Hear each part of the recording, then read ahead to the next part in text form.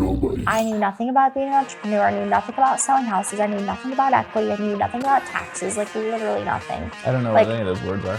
It took you how many times to get your real estate license? So I took the state 12 and then the federal. 12? Yeah, 2 more times after that, 14 times, I know. What are the things that scare you? Like literally make a list, write down everything that scares you. And once you do those things, like nothing can scare you anymore. Everything is hard. Being fat is hard. Oh yeah. Getting fit is hard. Being broke is hard. Getting rich is hard. Choose your hard.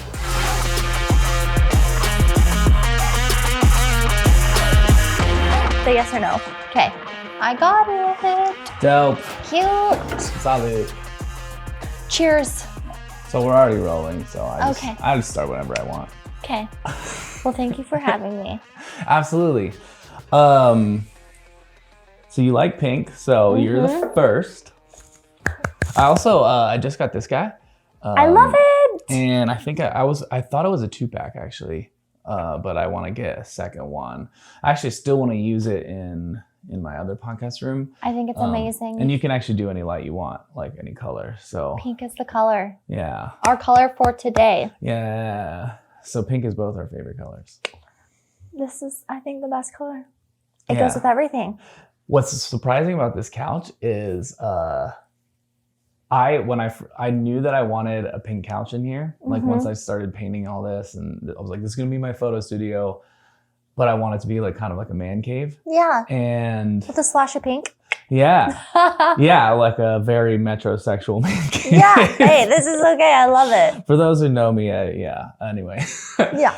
Pink is fabulous. But a lot of times when you buy shit online, it's not as comfy as you may want it, or you don't have any way to test it. Like my white couch out there, I bought that online and I knew kind of what I wanted, but it's not the most cozy. I mean, we buy it for looks, right? You know, we're here. This I bought for looks. Yeah, but it's actually cozy. Yeah, I've slept on it quite a few times. Yeah, this is a good couch. Yeah, it's really and nice. It's pretty.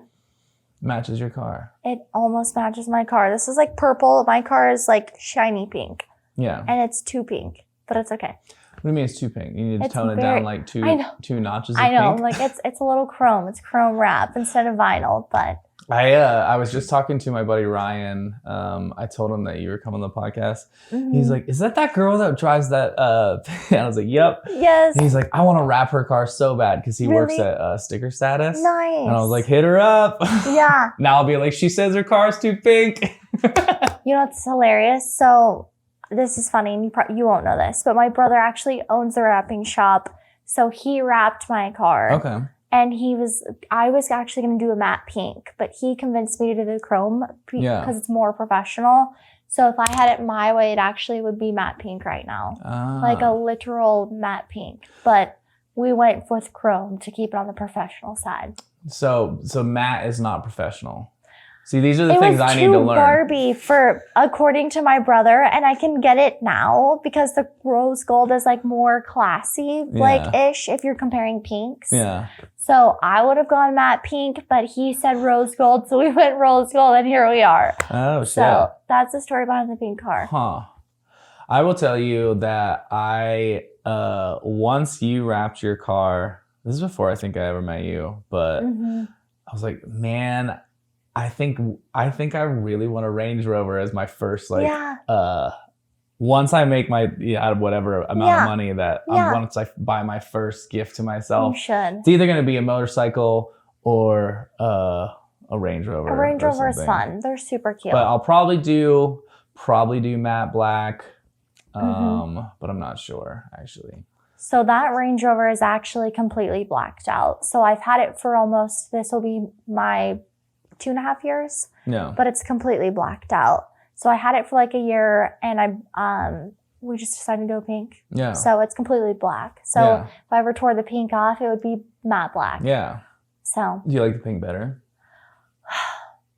I do. Like, it's fun for me, but sometimes it's like so pink that everyone knows where I'm at all the time, which is great.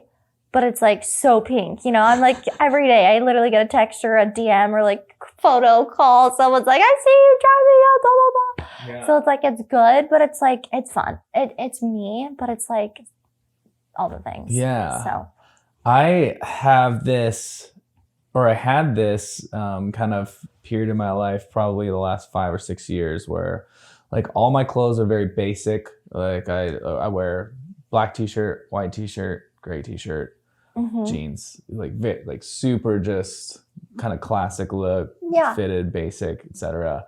But I think that I feel myself leaning into this new era of like have a statement piece. Obviously, like pink couch. I mean, I'm not rolling around with my pink couch, but I like show it off. I love it. But I do think that when I purchase a nicer car, it'll have some sort of standout feature totally make it where fun. you're like, that's different. Joshua. Like there's like nobody else has that. Like that, there's only one person that I know that has that, and it's him. You know, whatever. So I love that. I wish there was more has, people that did it, because then it's like the people that are sticking out. Like it's a more comfortable thing. It's like nobody's doing that, and I think it's more fun. And I wish more people would be extra, because then it would be more fun. Like I feel that way too, and it's fun. We need more fun. We do need more fun. I feel like we got a whole lot of originals, and I'm like, we need some more color, people. yeah, that's fair. Do you think that the first person that got a tramp stamp thought that they were being like original, and then everybody copied them, and then they're like, oh no, now I've associated with this? Literally, I haven't gotten a tattoo. I haven't decided if I would, because I change my mind so often. So I'm like, I don't know yet, but I've thought about like getting a fun tattoo, but I'm so indecisive that I'm like, what if I change my mind? So I'm still figuring that out. Yeah. I didn't get you're 23. I didn't get my first tattoo till I was 23 or 24. So you got plenty of time. Yeah. You could be fully tatted in a decade, you know? You never know. You never know, you know? I mean, a lot can happen in 10 years, literally. God, you probably notice this now because you've done a lot of living already at a younger age than I did. You had Leo, what, like 17 or 18, I heard? Yep, 17. Yep. Yeah, so having kids early definitely matures you a bit. You grow up from what fast. I hear. I'm still incredibly immature because all I have is a cat. So hey, you know what? There's nothing wrong. I'm ready to get a Maine Coon cat. Like, I'm right there. Maine Coons are the way. But that being said, do you ever find that you look back at probably 2 to 3 years? This is how I look back. 2 to 3 years ago, I don't even recognize myself. I'm like, holy shit, I was a completely different person.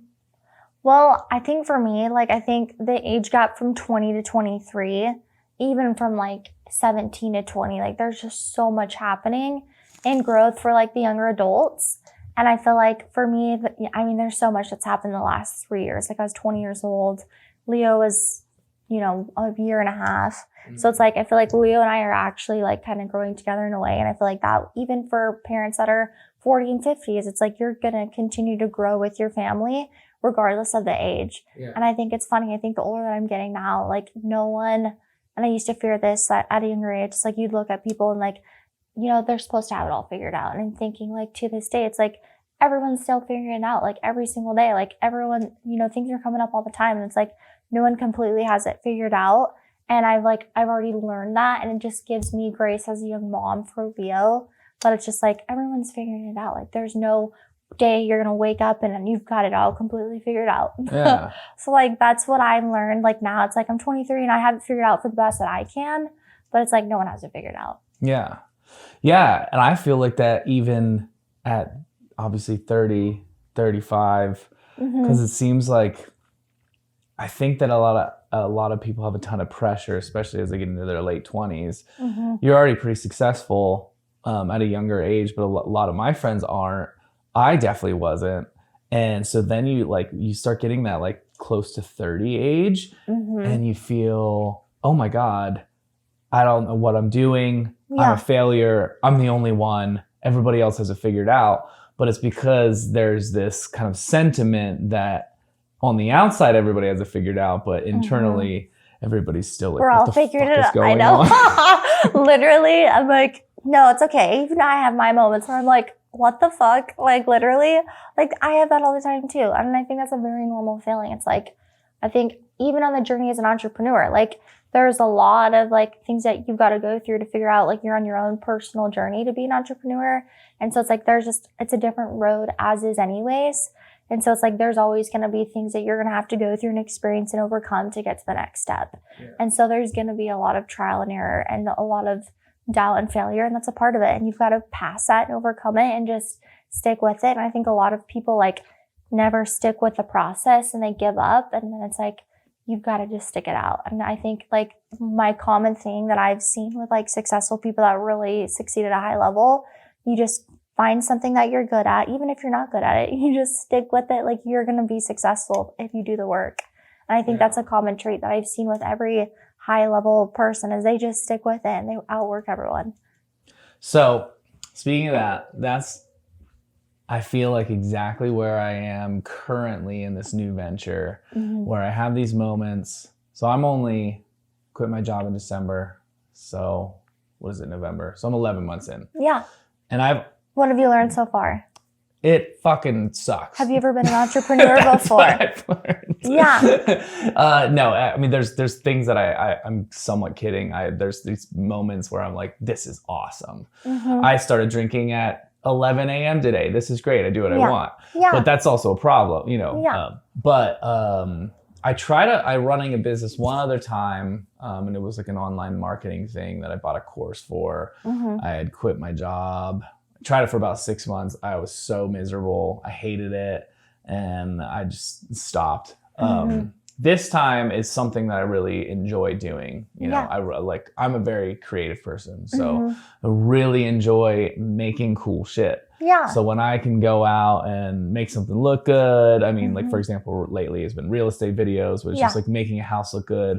But even if it's just a family, you know, making them, you know, shine in their best light or, you know, portraiture or whatever. So I really enjoy that. But then like the business growing part is so outside of my element. I'm like, I just want to sit there and make cool shit. Yeah. Why don't people hit me up? You know, so then like, so all the marketing business, et cetera. There's so many different avenues of being an entrepreneur. So those are the parts that really irritate me. And so, but with anything, you have to wade through some of the shit. Like, there's going to be the good parts that you really love, and there's going to be the hard parts that you have to push through.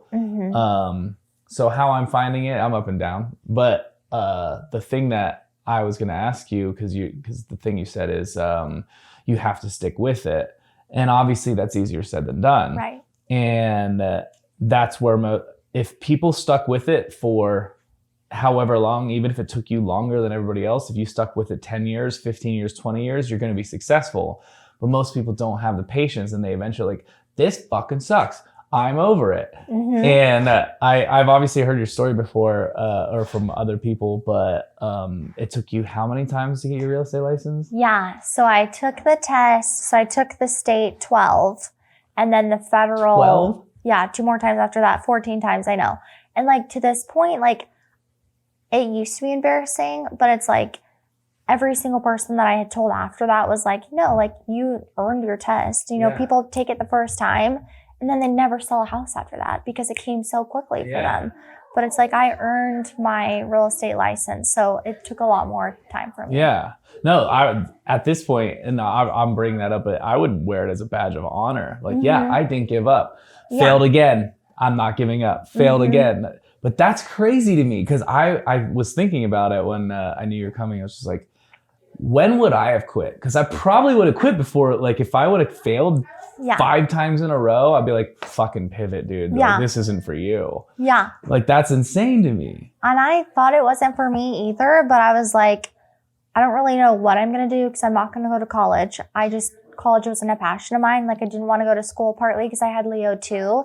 And he would have had to stay on campus. Yeah. So I was like, I'm not going to have a newborn baby and go to college. And I don't even know what I want to do. So I got into real estate because my uncle was a coach. And so it kind of just like made sense for me to get into the business. But I knew nothing about being an entrepreneur. I knew nothing about selling houses. I knew nothing about equity. I knew nothing about taxes, like literally nothing. I don't know what any of those words are. It's okay. Fresh out of high school, literally 2 days after I graduated high school in McCall, moved to Boise and tried to figure it out. But I just remember like I had a week to pass the test before I had to pay for school again to take the course again. So I literally took it 5 times in 1 week. And I was like, it's just a matter of when because I'm going to pass this test. Like it's just getting closer at this point. So it was a challenge, but then it's like I look back on it and it's like, I mean, I'm just happy that I got through that. My license will never expire and all is well. Yeah. Yeah, never let that expire. Well, that's the thing that so that's my encouragement, I guess, personally, hearing more and more of stories like yours, because I think it's better when I hear it from somebody like in person, because I read a lot of books. I listen to a lot of gurus, or like I told you about, like Alex Hormozy. I've been listening to him a ton, and he resonates with me, and I really appreciate his story. But still, he just still feels like this far away, successful guy that I'm like, he's like too far out there. Yeah. So when you have somebody that's in person telling you, no, I dealt with this. Yeah. This is what I did to like move forward.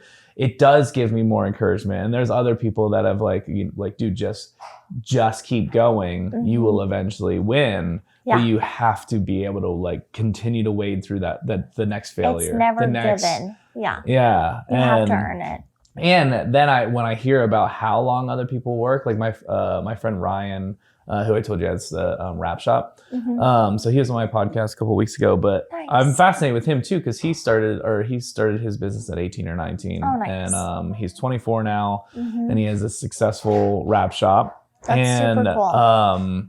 But he was like, dude, for years we didn't make money. Yeah. And I was thinking, I was impatient after 3 months. Like 3 months in, I was like, I'm ready to quit. Fuck this. Fuck this shit. For real. And so I was like, how do you last for years? And he's just like, I knew I didn't want the normal life. So you have to really know I don't like the value of I want something bigger, and you have to be committed to like wading through the shit. Yeah. And they say like the average agent doesn't sell their first house for 6 months. So you go to school, you pass the test, and then it's like, hopefully you have some savings put away, because if you don't, like, you're either going to figure it out really fast, but like the average agent statistically doesn't sell their first home for 6 months. Yeah. And I was one of them. And so it's just like, it takes time, and they say momentum to build, but like you spend months, every single day building that momentum, and like, you've put in all this time, all this work. So it's like you're doing the things, you're not quite seeing the results. Like that's when it starts to hit. We call it the compound effect. I don't know if you've ever listened to that book. Darren Hardy? Yes. Yep. But it's like, it's so true. Like you're putting in the work and it will show up if you just keep being persistent. What's the reference? He gives a couple examples, but I think my favorite one was the old school water pumps. Where like when you're pumping, you can be pumping and you don't get any water. And so like some people will pump for 15 or say 5 minutes. The water doesn't come out, so they stop. But that's because the water only got halfway up the tube. Yeah. But then it goes back down. Another person pumps for 10 minutes and it's almost to the top, but it just dribbles out. They're like, that's not worth it. So they stop. But if they would have just kept going another 2 minutes, it would have been flowing, and then you can really easily pump it. Yeah. Perfect analogy. Yeah. You just have to keep going. I haven't read that book in a minute. I don't know what the book is, but it's Compound Effect. Oh, yeah. Yeah. Was that an example in the book? Yeah, I think so. I don't remember. He used that one. He used another one with like the merry-go-round, where like it's hard to start a merry-go, or not, whatever that thing is on the... like when you're pushing it though, like the one that you actually have to push manually. I don't know. It's just like a big circle. Yeah, maybe it's, I don't know what they're called. I haven't been a kid in a long time. That's okay. I don't remember, but the compound effect, the rules. Yes. Yeah. So once you have the momentum, it's way easier to keep momentum. It's not easier to keep it. You gotta keep the momentum going. Right. But it's easier to keep it than start it over. So the starting part is the hardest part, because you have to get it from zero to finally going somewhere, and it doesn't really get to where you want to go for a while. Yeah. My buddy Luke told me his first 2 years or something. So he's one of my main influences for starting media and like picking up a camera. And he's like, yeah, it's very difficult because What's his last name? Oh, he doesn't live here. Okay. I was say there's another Ryan. He's adorable and I love him. He lives in like north of Toronto, Canada. But we went to college together, and he's like definitely a big inspiration for me. But Nice. he was just like, yeah, the first year or two is so hard because you're putting in all this effort and you don't see any reward. You know, it's like so difficult because there's like, you're like, I'm doing all this stuff and there's no benefit. But once that benefit catches up and when your skill sets increase, then he's like, once you start getting like immediate benefit for every output that you put, then he's like, then it becomes easier to continue going because you're seeing like, you're getting rewarded. You're excited. You're getting rewarded each time. You're like, oh, I worked hard today and then I got this outcome. But yeah, so I'm still in that place where I'm like, there's no reward for this. You're like, what the fuck am I wasting my time for? Yeah. Like, and that's, I feel like a lot of that is real estate too. Like I look at it, it's like it's a service industry. It's the same thing. Like we're showing houses, we're meeting with clients, we're taking them out. Like we have out-of-state clients coming into town. Like we're giving and serving. And it's like until you show homes, go through, escrow, go through all the under contracts, underwriting, everything. Yeah. Get them to closing. Like you've invested lots of hours and time and money. And then you close and then you get the reward. So it's like same thing. But we're investing a ton of money in real estate. Whether that's like taking on a listing, spending money on staging, listing photos, like all of the stuff. Yeah. It's like it's a service industry and you're putting in your skin in the game and it's even more worthwhile once you get that because you've invested time and money. What do you think that the percentage of times where you put a lot of effort into something and then they just pull out or they're like, actually, we're not going to sell or whatever. Does that happen a lot? Or like, honestly, this one is kind of like a bummer of a story, but I would say I've actually had a couple. I love sad stories. Recently this year, like I won't like give their names out, but like I had a buyer that came to me, wanted to get approved for a house. For a specific house, like literally came to me and said, hey, I want to buy this house. So we literally got them pre-approved. They weren't pre-approved up for that amount, so they had to pay the difference in cash, which they were totally okay to do. They had the finances. So long story short, we ended up writing a couple really competitive offers, didn't get them accepted. I literally wrote 6 offers for this buyer, and we finally got a contract, and they agreed to accept our offer. We even wrote a buyer's letter. The buyers were like, hey, can we write a letter to the sellers? I'm like, sure, it's kind of illegal, but I mean, sure. So the seller didn't present it the listing agent didn't present it to the sellers. But long story short, we go through ESCO, we go through inspection, go through appraisal, like literally the day before they're supposed to sign their documents to buy this house. I'm booking a flight to fly out to go see the World Series. I had 2 signings that morning, and then I was catching a flight literally 2 hours later. Doesn't want to fucking sign at closing, wants to cancel the contract. I've never, just because they didn't want to buy the house. Yeah. And I've never had, this is almost my 5th year selling real estate. I've never had anyone cancel the day before closing. So they're now in the process of literally getting sued because they defaulted. So I feel bad because I've never had that happen before. So, but it's like, that was their decision. So that was something that was really unfortunate because I spent a lot of time on them. Yeah. But I mean, there's just things that happen all the time. That's just one small example. Yeah. Yeah, that could be disheartening. And especially if you had that like on your first one, like luckily you already probably had a couple sales before then. But oh yeah. If you get that on your very first one, you're like, what the fuck? No, that was even, they came to me literally for a certain home, which is really, that really doesn't happen. But it's just like, it's a bummer because it's like, you're now having a hard conversation with the listing agent. And when you're in this industry, it's a small world. So for me, it was just harder to have that, situation happen with that listing agent because like now you're, putting the sellers in a terrible situation. The listing agent has to go and talk to them. Like it was just really sad from that standpoint because like I actually kind of had a good relationship with that listing agent. So I think from that side of it, it was just really disheartening because of the relationship that was getting ruined. Yeah. But it was okay for my clients. Like they knew the penalties and still chose to walk. Right. So that was the more hard thing is like my reputation as an agent in the field was kind of getting crushed because of the performance of your buyer. So that was a little bit of a bummer. But other than that, it is what it is. Well, to give you some encouragement, I did Google you. And there was this little real estate listing thing, and it was like 4.8 stars out of 5 and like 15 reviews. So I there you go. Yeah, we're good. I've got all the good reviews. Yeah, I'm like, and even if you got a bad review, like, I'm like, I take all feedback. I have never received a bad feedback though. Yeah. So work my ass off. Yeah, good for you. So I just started doing this thing. I thought I was working more than I was, but I've never really monitored my calendar that much. And I'm just like, I'm hitting this point where I'm like, dude, you need to like make some changes, because I've been doing this for 10 months, like full time, and I'm still like feel like I'm just swimming through shit or whatever. Yeah.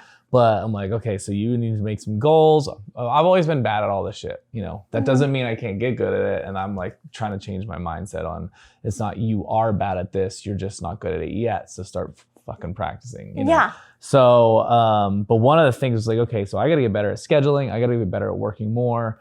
And so I did this thing where I calculated all the hours in the week, how much time I sleep, how much time I go to the gym, how much time I do this, and like how much time is available. Holy shit. Like I could barely find 50 hours to like work after all the other shit I was doing. I was like, dude, you need to really chill out. Yeah, you need Walmart delivery.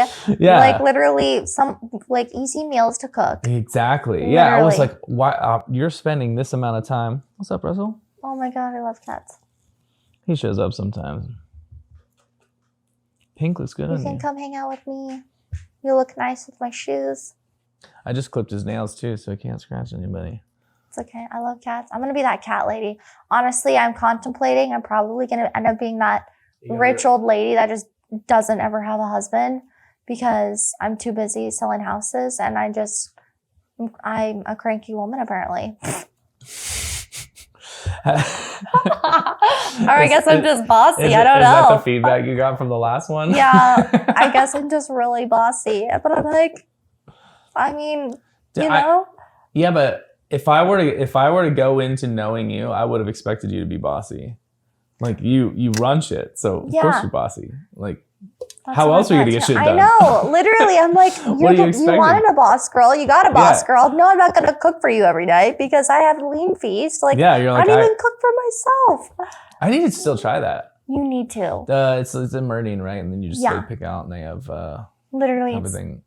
They've got like steaks, chicken, everything. Yeah. It's like an ice cream shop, but food. Yeah. So you literally pick out your veggies, like protein. You pick all of it out. It's just convenience of an adult. It's amazing. And then they can do like 7 or 14 or whatever for your week. Yeah, whatever you want. They'll get it. Because I was doing Factor for a while, or one of those delivery runs and stuff, and it's pretty nice. But the portions are pretty small. Yeah, and so I would need to eat like a heavy 2 of them for. It's for convenience. Yes. I would say lunch would be a good option, and then just cook dinner. Yeah. Or vice versa. Yeah. I just end up eating Domino's every day, and then you know what? Sometimes how it goes. Honestly, I'm driving with Leah, and I'm like, "You want chicken nuggets for dinner? We're getting chicken nuggets." Yeah. No, I speaking of the whole bossy thing, I think it's funny because there's like certain dudes that I know that are like, well, I really want a girl who's smart and ambitious. But then as soon as they get a smart and ambitious girl, they're like, well, like she's always arguing with me. And I'm like, yeah, because she has opinions because you're stupid or like whatever. Yeah. And then you'll have the next guy who like wants some submissive girl, but then he's pissed that she doesn't have any ambitions or if she doesn't, or she might be doesn't want to do anything. Not as smart as he wants her to be. I'm like, which do you want? Like, because if you want a boss ass bitch, then you want somebody who is a take charge woman. So then why are you complaining about them taking charge? Because they get it and then they figure out that they can't handle it. And then they're like, I don't want you to boss me around. Yeah. And I'm like, well. I was talking to this one guy the other day. I just met him. But he was talking about, he's like, so how long, like, I'm talking to this girl and she doesn't message me back in, like a couple hours. and he's in the military. He's like, so like in business and like in my relationships, he's like, you got to email back right away. I was like, you have to like, I'm like, how old is this girl? Like, I know. do you like young hot girls or are you dating somebody that's 45 like you? That's and he's so like, funny. no, she's like 24. I'm like, Oh so my God, you're hilarious. expecting her to be like, Yeah. do you want to date a military girl? He's like, Yeah. no. Yeah. I'm like, okay, so she's not military. So she doesn't have the same like things that you learned over the last 20 years in the military.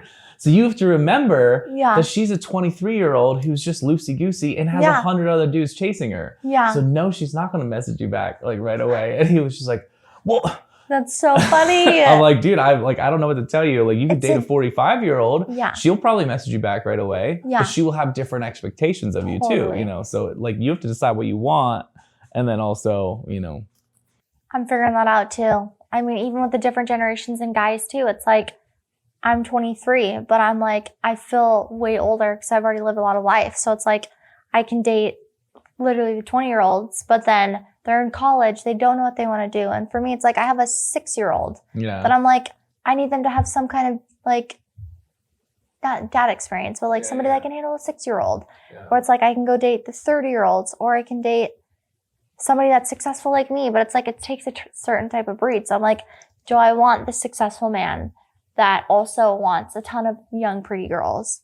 Or do I find someone that's young and invest with them and watch them grow? Right. So it's like hard for the girl perspective too. It's like, okay, well, I'm young, but I can have, you know, X, Y, and Z. But like, what do I want? Do I want, you know, the guy that I think is successful, or do I want to invest in someone and have the patience, you know, to pour into them and watch them grow as well? So it's like, I'm at that gap right now where it's like, I know what I don't want. I've experienced kind of all of the things.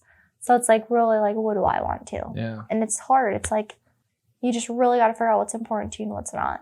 Yeah, for sure. Because I mean, the only encouragement I would say to anyone is that there are 8 billion people in this world. So yeah, like no matter how many people you've tried out, you haven't tried them all out. I mean, there's you never will. If you can't, like, it's impossible. Because I'm from a small town and people are like, I just can't find the right one for me. I'm like, dude, you live in a town of 15,000 people. Like move, go somewhere else. And even in Boise, which is still pretty small, you know, I have people that are like, I just can't find anyone, you know?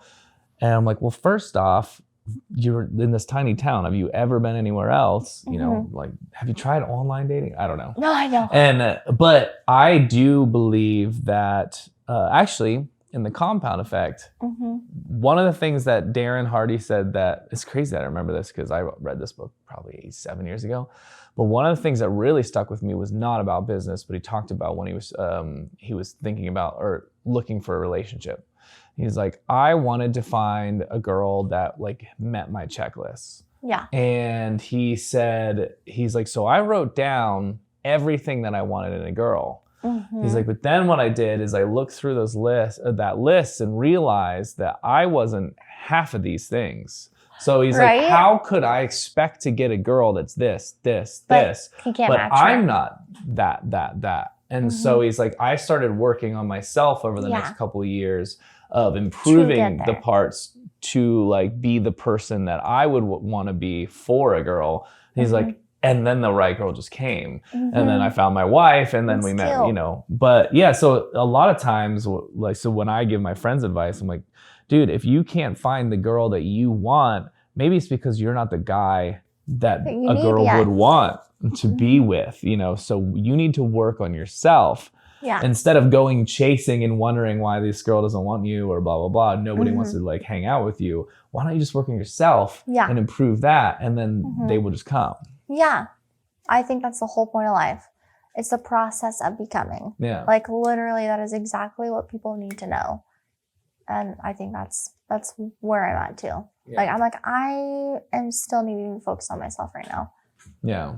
I mean, it's good to try it out. Yeah. Like I was never in a relationship till I was 24, maybe.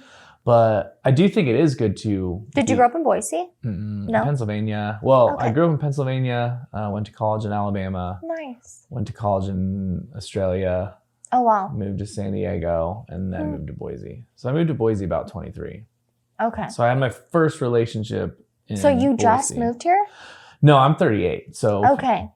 12 or 13 years ago. Okay. Yeah. So yeah, it's been a minute. Nice. Well, I mean, this is the place. Yeah, I love it, apparently, because I'm still here. It's been like 13 years. But yeah, when I first moved here, I have a crazy history of, I grew up in a like culty religious group. And so it was what religion? Protestant, like Baptist. Okay. And then I left the religion, started exploring other stuff, became atheist, and chased music for a while, moved to Boise, played music for a while, can't figure shit out. And you played the guitar, I would imagine? Yeah. Nice. I also play the piano. Oh, cool. Do you have a band? No, but I do play in a band currently with my buddy nice. Jeremy's band. He has been on the podcast actually a couple of times. But so I just started playing with him actually. So I had a band. I chased that for like 8 years maybe. Very nice. Yeah. Music's a good, I think they teach this like in young kids too. It's like when you can play the piano, you just have different brain, I don't even know what it is, but like memory, like there's a part of your brain that's developed that like you can never really learn, and like at a certain age for little kids. So it's like really good if you can play the piano because you're learning the different.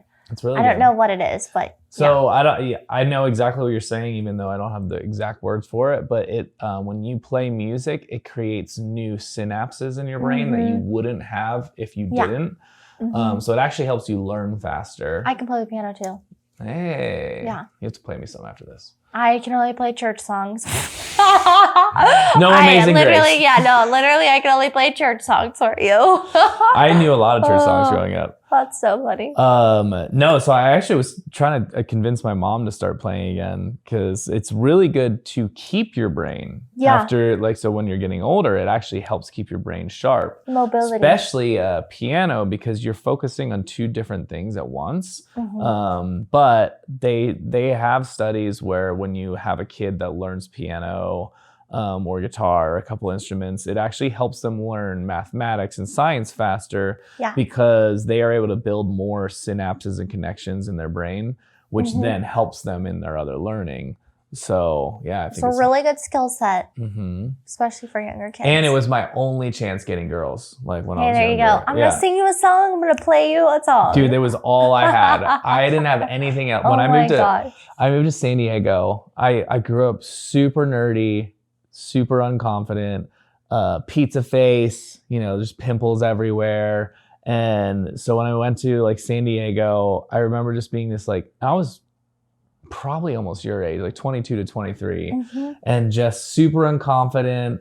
And I was in like Pacific Beach, so there's all these like muscular military guys and college guys, and I was just this nerdy like weirdo wearing glasses and like frizzy hair. But you can play the guitar and you can play the songs. That you was get the vibe that going. was my shot. And like some of the like one of the first girls I saw or like kind of dated for a while saw me at a show. Cute.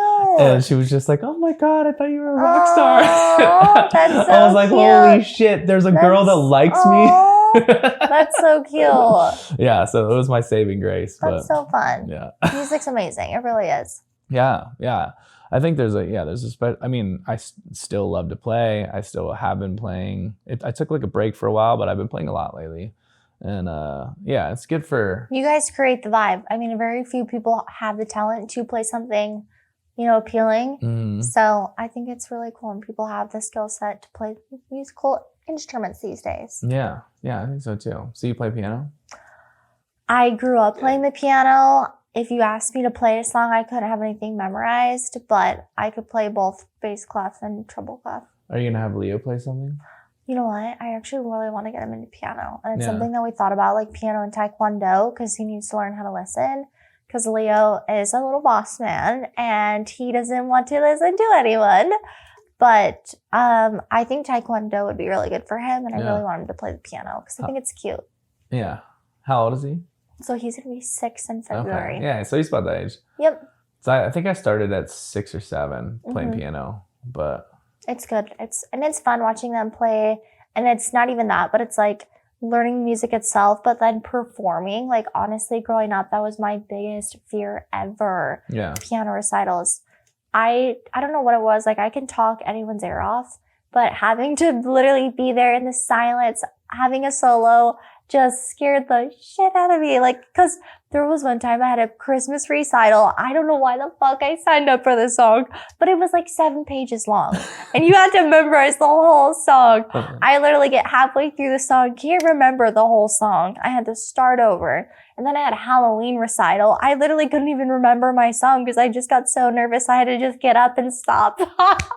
Like I couldn't even remember the song. I just had to get up and down and get the fuck down because I couldn't remember my song. Do you remember your hands getting really clammy, like your fingers? Yeah. Mine always, because I would play in church, and as soon as I got in front of people, like it was just start sweating, and I was just like, oh no, it's making it worse. And I never could figure out how to calm that down. Yeah. And it's the public speaking. Like it's being on spot when it's just you, and that's so good for little kids too. Yeah. So do you do public speaking now? I don't sign up for it, but I definitely like get asked to do it, like speak at seminars and like real estate. And I've done a big sales seminar. I was a speaker and they had me teach on like social media. Okay. So I gave like a 30-minute spiel in front of all the agents. And then I teach sometimes in the onboarding for new agents. Yeah. So like I do a lot of it just naturally in the real estate world. And I feel like it's in my near future to continue to do that. So it's not something I enjoy doing, but it's like, I will. So in the seminar moment, do you get super nervous or? Oh yeah. Like I'm like literally back there hyping myself up and I just feel the sweat coming on. Literally, I wore a pink dress for the sales seminar and sweating through my dress. I'm like, okay, keep this hair down. Like, of course, like it's just, I think it's a skill set that you have to learn. And I feel like for me, it's like I was comfortable to talk about what I was. So that was the only thing. Yeah. When I get up in front of people, my brain just goes boop, like blank. I just literally get up there, want to pass out, can't even remember what I'm talking about. Yeah. Isn't that hilarious? I think I want to public speak, or I don't know if I want to do it, but I just see that it's a skill that I should start learning. Just literally figure out. Because if I'm building a podcast and I mean, I want to keep doing this. I mean, I'm at almost 30 episodes. I want it to be 300. I want it to be 600. Yeah. So if that becomes a thing, I will eventually get to a point where I have a big audience. And so I feel like there's going to be a point where I need to be in front of people. So I'm like, I need to start practicing now. Take every opportunity, literally. Like, you have to ask yourself, like, what are the things that scare you? Like, literally make a list. Write down everything that scares you. And once you do those things, like nothing can scare you anymore. And you just got to do it because it's literally a muscle in your brain that there's no such thing as fear. And it's just a story that you're repeating in your brain psychologically or whatever it is, you know, like you're just, whatever is happening in your brain, the psychology. But it's like, that's the thing. Like if you literally write down everything that freaks you out and you go and do it, then it's just like nothing stopping you except the stories that you're telling yourself. That is true. And so it's like the quicker you can get comfortable doing those things that make you uncomfortable, like you're just going to get over those humps as fast as you can. And like, even for me, like those are things that I would literally sign myself up to go to the real estate classes because I would go with Amherst as a recruiting tool for them for new onboarding agents. Fucking scared me so bad. Literally, I like having to stay here and tell myself and why I like real estate, why you should come join Amherst Madison. But it's like, it was so uncomfortable for me. And literally Debbie and Nick were laughing their fucking asses off, like watching me sweat balls about talking about real estate.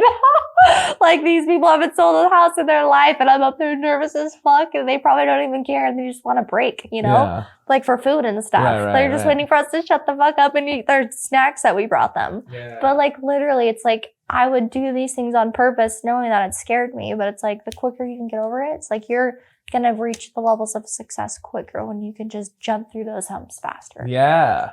Well, and there's what I'm discovering is there's no matter how many fears you tackle, there's still like another one that you have to tackle. Cause like it was really terrifying for me to quit my job and be like, just, okay, I'm just going for it the whole way. Yeah. And I had never really done it. So I was like, well, here we go. Mm-hmm. But then there's still, there's going to be something else that scares me. There's going to be bigger problems, bigger things. And then you just got to go for that too. Mm-hmm. You're always going to learn. Yeah. As an entrepreneur, there's always going to be the next level. And I jokingly say, like, these are big money problems. Like, for me, it's like, having payroll, having employees, like those are all different level problems. And like when you reach them, it's like, okay, I guess there's worse things to like not think about, but it's like they're scary in the moment and you're going to reach these levels of growth. And it's like, it's exciting because you're like, you self-reflect. You're like, okay, like this is what, you know, at the time, like those are the things that scared you. But it's like, there's always going to be bigger problems when you think about corporations that have like 20 people on payroll. It's like all of these things, you just got to get to the next level. But it's like, you've never been there before. So you have to remember to give yourself grace and you're going to figure it out. Yeah. Yeah, because I think about it with right now. I'm like, okay, so my problems right now is, can I pay my own mortgage? And as hard as that is, and it is difficult in my current environment, I'm like, fuck, dude, I got to make sure I can pay my mortgage. But when I have 20 people working for me, what if I lose my company and I just put them all out of jobs? Like that, like now you have 20 people relying on, and like obviously you have a kid relying on you. So that's, I've always had, I guess, I don't know if it's respect, I guess it's respect, but like for people that go for it that have a family, you have even more to risk. And like I'm taking a risk, but yeah, my risk is just me and my cat, you know. He's pretty cheap to so you got the cat food, you got the cat. Yeah, but like that's it. Like there's not like people relying on me. So my risk is actually still really low. So when I get down in the dumps sometimes, I'm like, oh, like this is scary. I'm like, dude, think about that father of 4 that is taking a risk and going out on his own. You know, like that's way bigger because he has kids to feed and stuff. So, yeah. I would say like there's pros and cons to each scenario too. Like for me, it was just me and Leo and I was like literally 18 years old. And so I did not have an option. Like I didn't have any family here in Boise at the time. Yeah. So for me, it's like, okay, I literally figure this out or we're not going to figure this out. Like I like my first job when I moved to Boise while I was trying to pass the real estate test, I worked at Target seasonally. Yeah. And so it's so funny. Like every time I drive past that Target, it's like, I am so grateful I never gave up in like my vision of where I wanted my life to be. You have to just stick with it because you're going to have these moments of like joy and gratitude that you didn't give up on your dream. And it's just like, it's exciting. Like, yeah, you're going to go through the shits and everybody does. Like you have to, like no one just gets it handed to them. And if they do, then they're not grateful and they're not truly satisfied. Yeah. And so it's like, you're going to earn and you're going to be so grateful for the journey that you're on. And it's going to be worth it. Like you've put in the time and you've worked for it and you've, you know, like, you've like, there's a joke. It's like, you've starved for it. Like you've literally worked to get to where you want to be. Yeah. And no one has it easy. Like it's not the path. If you want to be successful at a high level, like no one has it easy. Right. Yeah. Everybody struggles. I have to pee.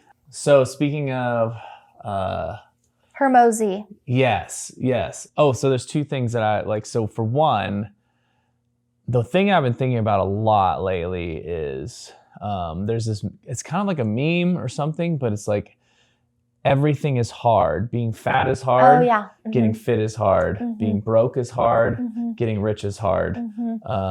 Choose your hard. And so that really resonates with me because they are like, yes, it's easier in the moment to not go to the gym, but it's hard long term. It's like, it just sucks. Like if you're fat or out of shape and you're like sluggish and you know like you're tired, and then for my like what I've been focused on now is money, and it's just like so being broke sucks. And so does working really hard. Sometimes that sucks too, but it's better to work really hard and at least be able to pay your bills and be able to support people and be able to give and be able to, you know, all that stuff. So it's just like, which one do you want? Yeah. Like they're both going to be difficult. So you might as well choose the difficult with a better outcome. Right. And it's hard to get out at 5 o'clock in the morning and go to the gym. Oh, I don't do that. Like, I know. I'm like, as a parent, like literally because my world is so busy and I grab Leo from the bus at like 4:25 is the bus stop time. Yeah. My day literally is coming to an end because I will take him to show homes. But it's like, if you really time block the time you have with like your little kids, like all the way up until those, 2 hours before bedtime, it's like I have 3 hours. I call it Leo time. He's time blocked on my calendar. Yeah. So it's like, I've really tried to refocus my time because I feel like as a mom, I want to spend time with Leo. Yeah. And that's where I've had Olivia come in to supplement those 5 extra hours I'd be working. He would be sitting at the house and I would just be doing my thing on my laptop. But it's like, those are my 2 hours with Leo. So it's like intentional time too. Sure. And so it's like a different heart is now like, now I get to be with Leo, but now I'm hiring that out. And so it's just like always choosing that hard. Mm-hmm. But going to the gym, because if I don't do that in the morning, it will not happen in the evening. Yeah. Yeah. That's another thing that I've been, so I've been doing fitness. I'm not like a fitness guy, but I've been going to the gym for a decade probably. Mm-hmm. So, relatively fit, but I'm like, sometimes I think, fuck, when I go to the gym, I lose these 2 hours. I should be like working on stuff. And right now I'm like, I should throw all my efforts in. Like when I looked at that chart of like how much my time is, I was like, fuck man, I'm losing 12 to 15 hours a week to the gym. What if I just stop going to the gym for 6 months and just put through it all? Yeah. But health is wealth. You can't give up on your mentality. Well, and I also, it's not even like, if I were to give it up for 6 months, I could restart it for sure. But I have actually noticed, even by 3 weeks of not going, I start getting sluggish. Yeah. I like my mental, your brain, acuity, or like I just start getting depressed a little bit. Like I just start like going down, and then I don't want to do as much. Yeah. So I'm like, it's actually important, even though I'm losing that time, I'm gaining like the energy and like the momentum. So, and it's very hard for me to quantify, but I can feel it like if I spend more than 2 or 3 weeks away from the gym. So it is important. So, but I'm like, maybe I don't need to go 6 days a week for 3 hours a day. Right. Maybe I can go 4 days a week for 2 hours, you know, so there's like, I can still do some, but.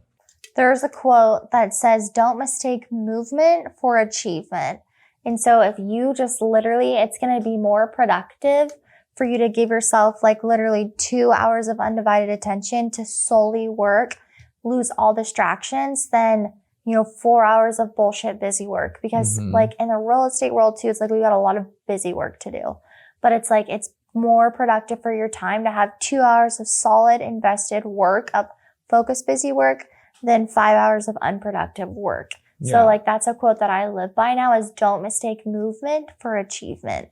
Just because you're doing the busy work doesn't mean you're progressing. It's like you've got to time block your time and know like what is your hourly rate, and like what is your non-negotiable tasks that are, we call it a money-making activity. Like what are your money-making activities and what are your busy work activities? What are the things that are not making you money? Like you got to do the activities that are going to make you money. And for real estate agents, it's lead generating and lead follow-up. If I have people that I haven't called in like 9 months and they've asked me to buy a house and I just haven't called them, I have not, done my money-making activities. I haven't called these people back. Like, of course they're not going to call me because I haven't reached out to them in 6 months. I forgot who the fuck these people even were, So it's like, focus on the money-making activities. And then if you don't, then you didn't work the day. Like, if you didn't do those 2 hours of money-making activities, your day was fucking wasted, So we call it lead generating, lead follow-up in real estate. And it's in every single business, it's applicable. You're lead generating, you're prospecting for business, and you're follow-upping that business that you've already, reached out for. So it's like, those are the two most important things to do. And if you didn't do those, you didn't do your day of work. And like, I coach a couple agents, but it's like, those are the two most important things. If you didn't do those, it's equivalent to not even working. So there's a lot of busy work to do throughout the day, but you got to focus on what are my high dollar making activities. First off, that's a very clippable moment. I like real estate, right? I was like, she just spouting it off.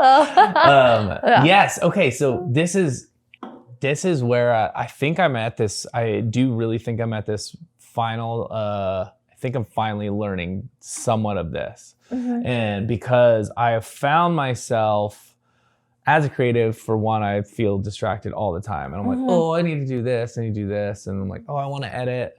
And for one, this podcast doesn't make me money. And it is my long-term passion project, which will eventually do it. But so I'm like, I have to dedicate time to editing this stuff and doing this stuff. However, that is not my main source of money. Right. So I'm like, so what is the most important? So I have to boil it down to, are you reaching out to people to offer your services? Are you marketing? Are you investing in that? Or are you following up on the ones before? And so when I finally I'm finally figuring out ways to put together a goal and a plan and like a quarter plan and do some of this stuff, because I'm like, I know that I've just been spinning my wheels and like doing busy work like for months now, just, and so I'll edit a project, I'll do some things for fun, I'll edit it. And I'm like, but is it making me money? Like where do I need to go? I have to like figure out those things. And so I'm like, am I putting in those, for example, 2 hours a day prospecting? Can I tell you what I would quotate it in like real estate lingo? Yes. We call it 20 contacts a day. So it's like when I'm coaching newer agents, it's like, did you do your 20 contacts a day? Not just prospecting for business, but having a two-way conversation. It's like, for example, for us, the way that we would prospect for business is just reaching out, whether it's calling, emailing, texting, or sending a DM of like, who's your go-to real estate agent? And, how can I help you accomplish your real estate goals? Yeah. Like that's something that we would say, whatever kind of format you wanted that to be. But if they didn't respond, it's not considered a contact. But if they responded to you, then it would be considered a two-way conversation. So it's like, are you having the real estate conversations of literally asking for business by giving value? Right. And so that's something that we would say, and it correlates to any kind of business. Whatever business you're in, are you having those contacts? Are you exchanging business? And are you, asking and giving value? Yeah. So it's like, if you're not doing those, then you're not going to see the results. But if you're focusing on what are my non-negotiable tasks, you're going to get the business. Yeah. Yeah. And it's a matter of when. So that's very encouraging, because I found myself kind of hitting this spot within the last month where I'm just like, dude, I am still not getting I know that I'm getting good at what I'm doing, and I've been doing a ton of practicing, and I do think that building the skill set is important. But at some point, I'm like, dude, you just need to go. You can't just wait for people to come and talk to you. Like, no, go after them. Yeah. And Alex Ramosi, speaking of, he talks about, he has like the 100 rule, but he's like, you reach out, like if it's in sales, you make 100 calls a day for 100 days, you will definitely like win. He's like, there's no way, if you don't have a product that's valuable, that if you reach out to 100 people every single day for 100 days, you're not going to sell stuff. That's a lot of people. That's overachiever. That's fucking amazing. Well, and he is. But so for example, even if I called 100 people, but half of them answered, so now that's only 50 people, but I only had conversations with 30 of them or 20, like you still have 20 conversations. Right. Oh, I'm actually interested. Send me an email. So then you do that work. And then he would talk about like, when you start getting busy, then you think, oh, I don't need to do this anymore. Yes, no, you do. You do have to keep doing you have it, because then that's you didn't what show builds. up to work. Yeah, exactly. So I feel like I'm right on this cusp. I just keep putting in the work through this next chapter of my life and stuff. Time block. Do you time block your day?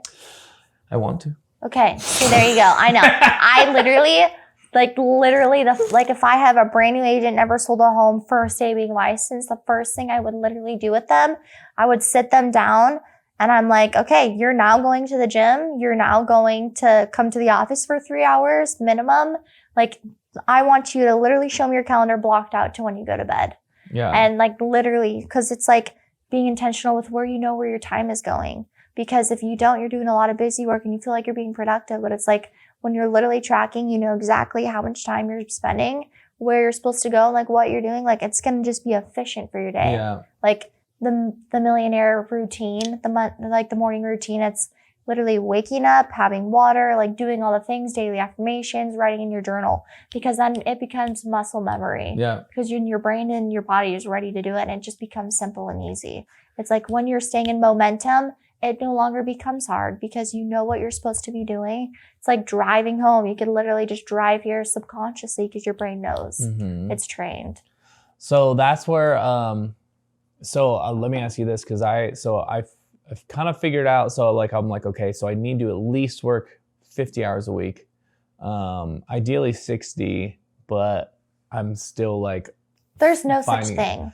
Like as long as you're, like I said, you're doing your lead generation, like whatever that is for you, right, prospecting for business and following up with your people and storing that data for us, we have a CRM because there's no chance I'm going to remember all the people that I'm in conversation with. Yeah. So I remember our conversations, I'm taking notes, and I'm storing our data. And then you're setting reminders when to follow up and call those people based on your conversation. So as long as you're doing, like literally there's a book called The One Thing. What is the one thing that you have to do today in order to get to the next step? So it's a book by Gary Keller and it's called The One Thing. What is the one thing that you need to do today to set yourself up for success? Literally the one thing. What is the one thing? Like for me, it's lead generation, lead follow-up. Same. That should be mine. Do you know Eating the Frog?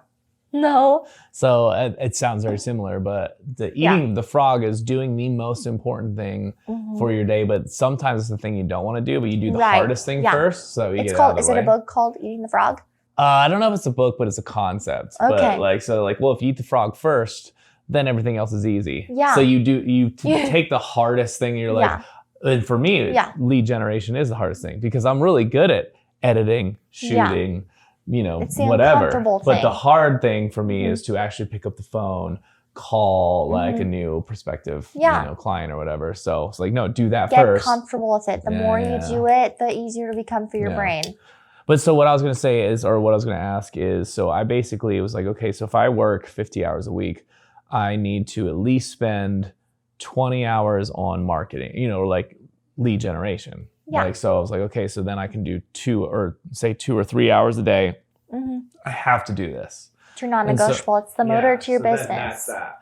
But then, so then if I get that done, there's obviously, I'm going to be getting projects. I have projects. So then I need 3 hours a day of editing. Okay, so that's another time block. Okay, so you get your marketing done and then you're not going to have time to do very much. Yeah. But that's when you start to expand. Like once, and you save money and you hire stuff out, and I'm getting to the point where this is like year 4 for me, but I'm going on year 5 next year. Yeah. You can't do everything and it's impossible. And then that would be your next step is. That's why you have Olivia. Yeah. And it's like work towards getting that editor to make your life simpler so you can free up your time to go do those money making activities.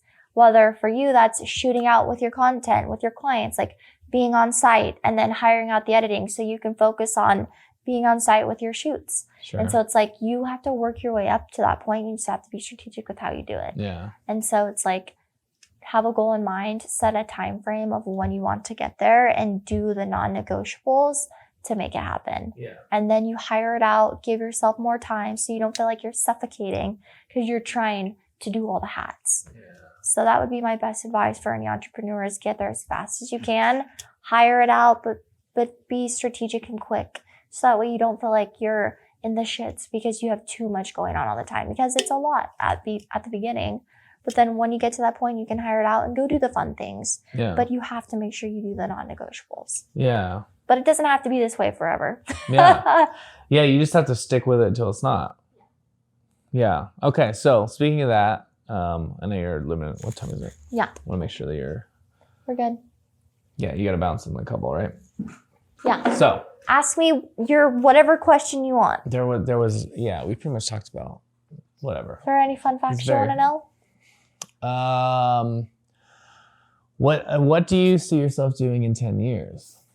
Like, do you still see yourself in real estate, or do you? Yeah.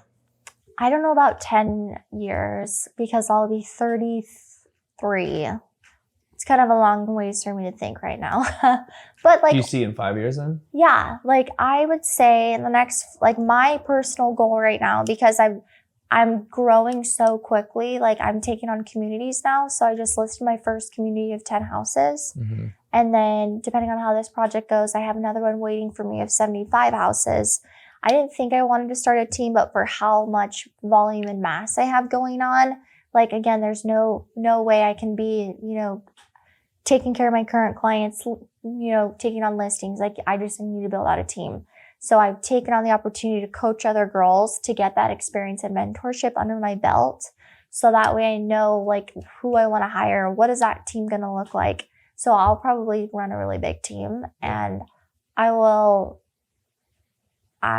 really believe that I'll be on Forbes starting under 30. Like with how much business I have going on, like it will be impossible for me not to get there. I saw because I have so much stuff happening. It's crazy. I saw your post. Yes.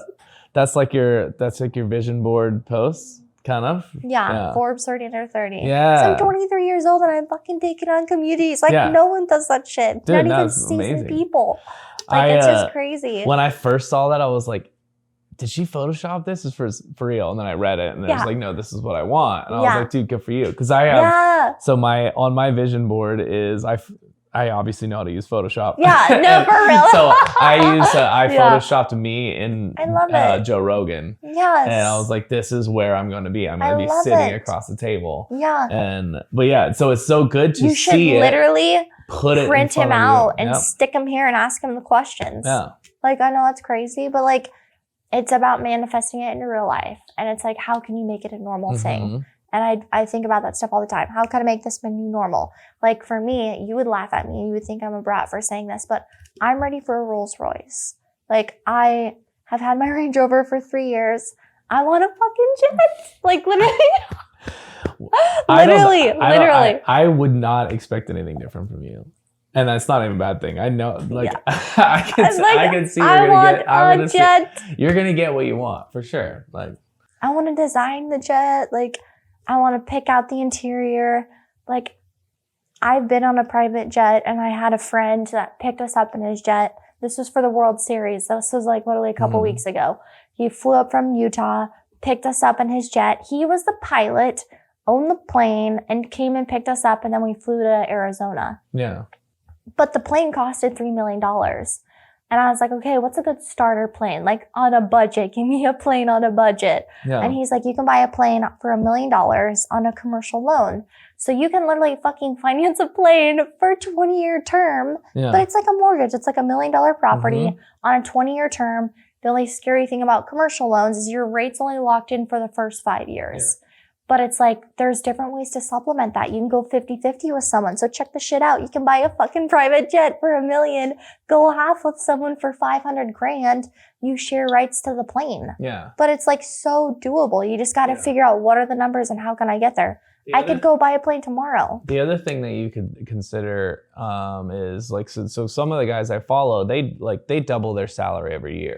So if you're ambitious, which you are, and you're growing very fast, so like if you can get a loan that only is locked in for 5 years, you think in 5 years, I'm going to be 10 times what I am now. Yeah. I'll just pay that thing off. That's what they say. Right? He said pay it off. And I also, my brother's a pilot, and because I think that, so I work with this charity with my sister a little bit, but there's just like a lot of people that are doing a lot of things, like kind of with the charity and some other stuff and the things that I want to do growth wise. But we've talked to my brother. I'm like, do you ever want to just like fly a private plane? Yeah. And you can just like be our like main pilot, and then like we can all chip in for the plane, and then so you can do stuff like group stuff, and everybody uses it, etc. Yeah. I think it's so smart. I just helped a pilot close on a house, and he's the chief pilot at Silverhawk Aviation. Okay. And so I asked him all the private jet questions because the guy that owned the plane, he was the pilot, and he was flying it. So he was sharing all of these things, and like how long it takes, 35 hours to get your license. Yeah. Granted, it costs $30,000 to get your pilot's license for a private license. Yeah. But it was just crazy. It's like when you really break down the numbers, it's not as far out of reach as you would think it is. Yeah. So you're 23. You're already a very successful real estate agent. I don't have a ton of listeners, but I might have like 50 or so. But like for anyone who's like wanting to jump in to try stuff, what is like your number one advice for really anyone listening, and just to help out somebody who's just like, fuck, I don't know what I want to do, or I don't know how to get started? I would say like the opportunity cost, and I know that there's a lot of like inspirational reels out there and memes, but it's like you're wasting time in a life that you're not happy about. And it's like, what do you have to lose? Like you have literally nothing to lose, but it's like the cost of your dreams. Like you're just, wasting time when you could be going for the life that you want to live. And if you fail, who cares? At least you tried and went for it. And like, you're never going to know until you try. And it's like, when you try, you have nothing to lose, because you're, at the end of the day, like you're building somebody else's dream every single day if it's not yours. And I think that's just, it's sad. It's like you're literally building somebody else's dream. like, why not bet on yourself? You know, like, you're literally selling yourself short if you don't bet on yourself. And it's sad. Like, when I look at like the world now with like the perspective that I do, it's like no one's betting on themselves and like they're building somebody else's dream. And it's sad. I could never do that, which is why I'm an entrepreneur, because I've taken the bet on myself and I know that I have what it takes. And anybody can do it. Like, literally anyone can do it. It's just having the confidence and figuring it out. Like, you just bet on yourself and you just do whatever you have to. One other question. If you don't know what, this is a struggle that I had for the longest time, and I don't know how to help other people, but what if you don't know what you like to do? You're like, oh, I want to bet on myself, but I actually don't know what I want to do. Like, do you have any recommendations for like that kind of person? I would say, like, as far as being an entrepreneur, I would shadow if I didn't have the route into real estate. What I would recommend people to do, go job shadow people. Like, find what people are doing. Like, go follow them for the day. Like, literally, I had a girl that prior to coaching her, she just literally, I was like, do you want to come sit in a buyer appointment with me? Do you just want to come watch what I do?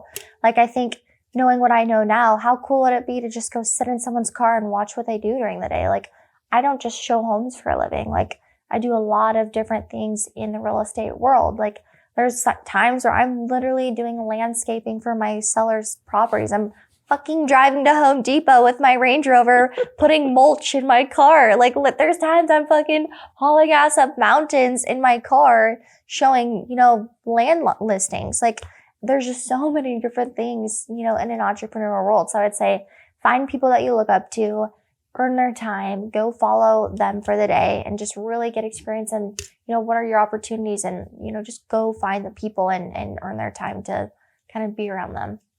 Oh, yeah, I think that's a really good recommendation. Job shadow. Yeah, job I think that's so underrated.